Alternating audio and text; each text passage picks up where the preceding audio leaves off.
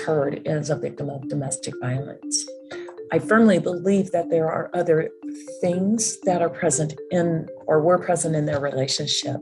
I don't think that negates the fact that Ms. Heard was a victim of domestic violence.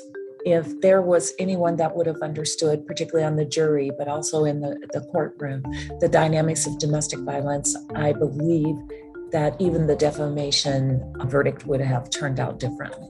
So what people are missing here in regards to domestic violence and the dynamics of domestic violence are several things, actually. The idea that someone with power and control would continue to use a system to maintain that power and control, that there are no perfect victims of domestic violence. I think there was always this betrayal, and certainly externally, that Ms. Heard was not perfect. Having experts in the courtroom testifying on either side about other issues that are risk factors to domestic violence but are not risk factors, such as mental health. It was very discouraging, and at the point where I quit watching the trial so intently, when it was framed that Ms. Heard may have a mental health issue.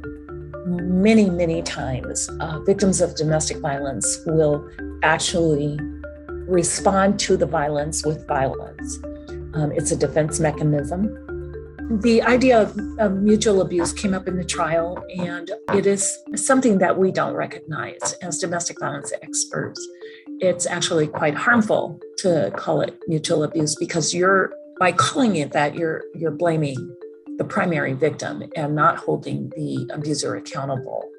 There is, from our perspective, there is always a primary aggressor. For some of us, particularly those who are victims and survivors and women doing this work, we recognize that the patriarchal system still exists. Women and children will always be marginalized. I want to be clear, though, that doesn't mean that others, and particularly men, are sometimes victims of domestic violence, because remember, domestic violence is about power and control. But when you take away control from women, whether it's their right to speak out, whether it's their right to seek safety, whatever that might be, most of the time, and quite frankly, it's rooted in our system that still allows for a patriarchal structure.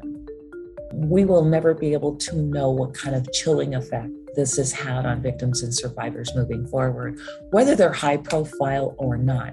This is happening every day somewhere in America, 2 to 4 or 5 times a day. For victims and survivors who have watched this, they've probably been triggered, number one, which means that it brings up issues that they are either dealing with currently or that they've dealt with in the past. I know as a survivor myself, there was a triggering a couple of weeks ago. So please take care of yourselves. And we've been encouraging people to take care of themselves.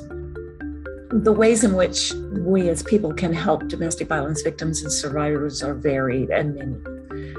But what I'd like to say as a concrete movement, which is reach out, say, I have your back. You don't have to talk about it until you're ready. Let me know what you need. Whenever you're ready, I am here for you. And make that happen. There's also, of course, the National Domestic Violence Hotline.